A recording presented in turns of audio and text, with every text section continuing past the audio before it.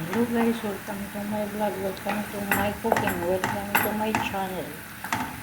Today I'm cooking shrimp, small shrimp.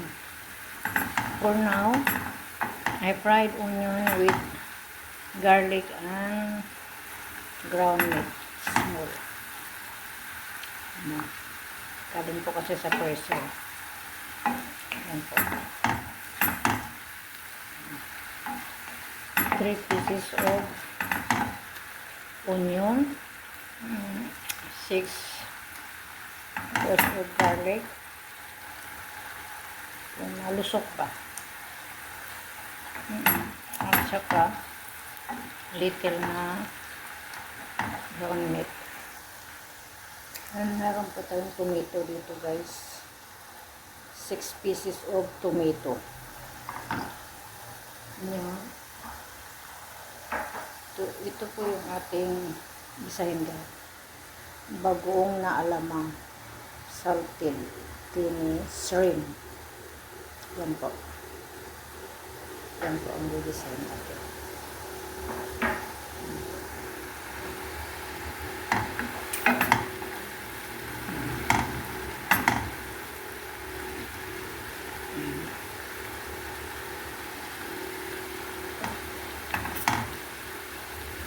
Ang aking oil guys, olive oil ang pinag-fry ko sa onion. Isa-isa.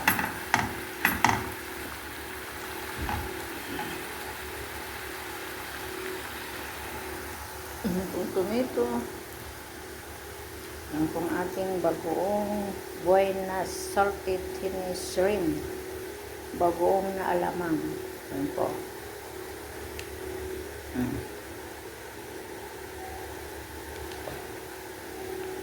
Bagoong na alamang. Lagyan natin maraming tomato at saka onion po. At saka garlic. Para mawala yung alat at maging masarap. Tapos nilagyan ko rin po ng ground meat na small ground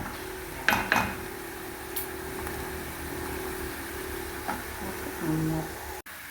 Yan na po guys, ang ating nag-brown na konti po. Brown na po.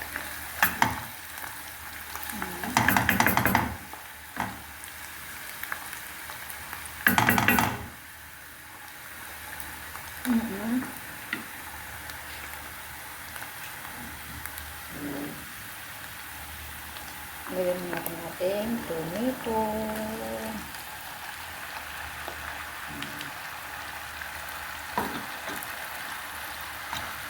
Natiraso po ang ating tomato guys.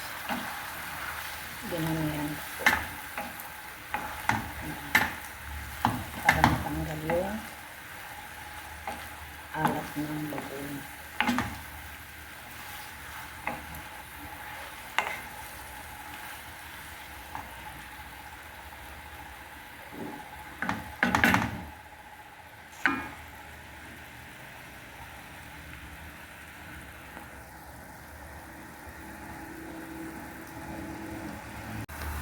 Hello guys, ito na po guys.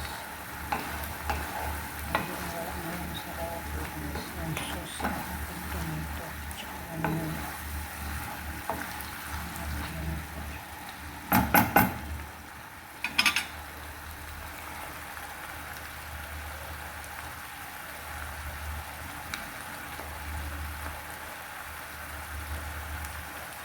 Tomato, onion, at saka ground meat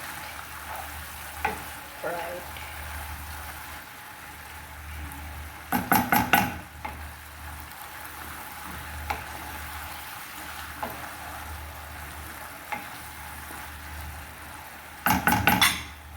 Ito na po yung ating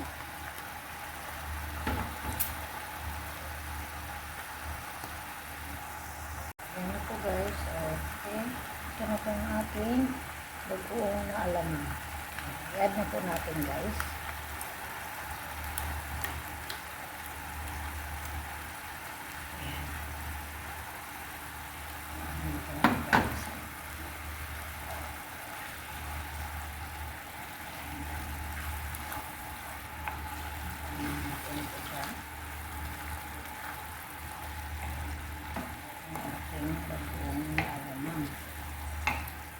shrimp.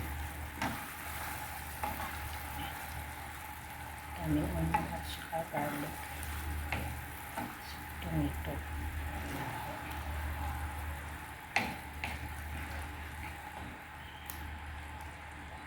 Natin po sila ng suka guys. Vinegar. White vinegar lang lagay ko guys.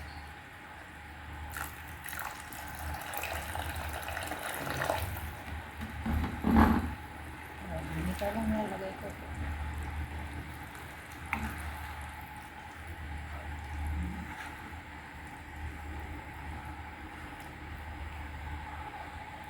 Lagyan po natin siya ng sugar para matanggal po yung salt o yung alat niya.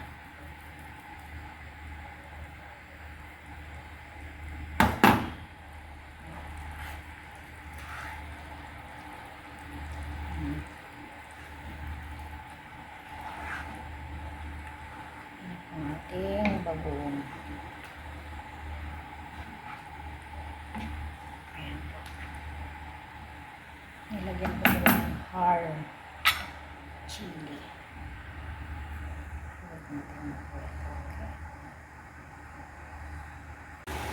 So guys, ayun na po guys ang ating nalutong pinisang bagoong. Tomato. Lagyan natin yung sabaw guys. Lagyan natin ng bay leaves. 1, 2, 3.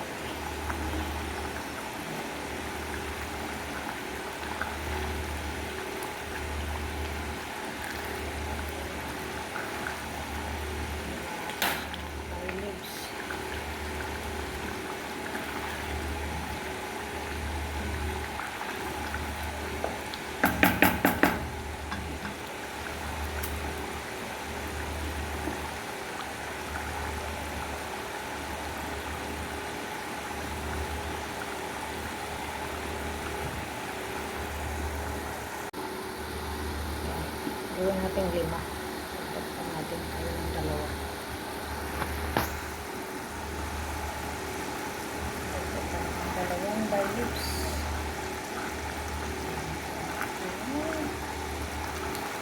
Ang sabaw.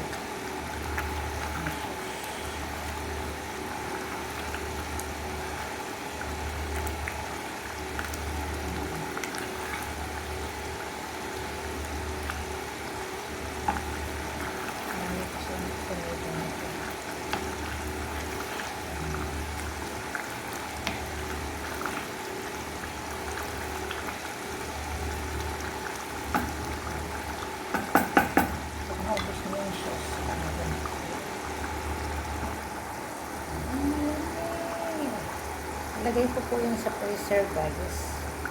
Ang ating ginisang bagoong.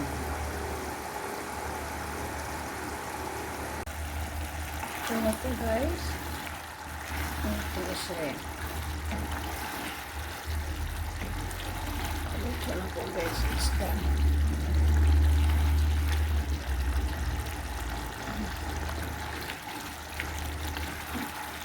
Ginisang bagoong.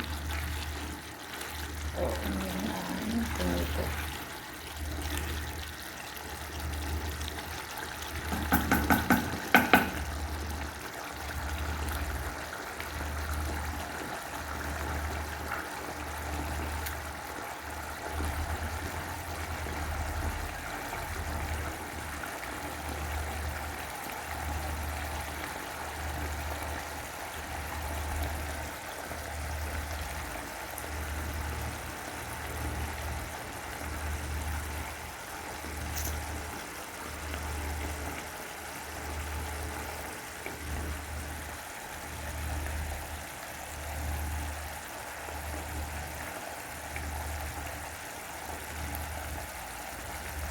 Ano po guys, dyan na po ang ating isang bagoong.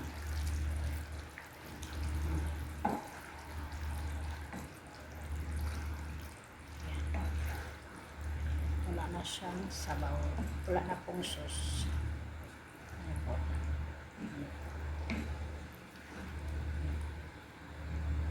Ang sa bagoong. Nangamoy ng buong bahay namin.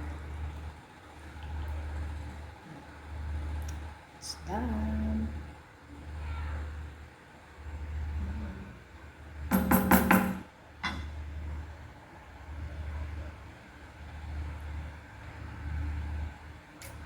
Ano po yun guys?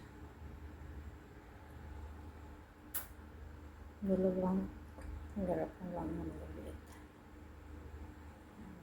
Bagoong naluto ko po.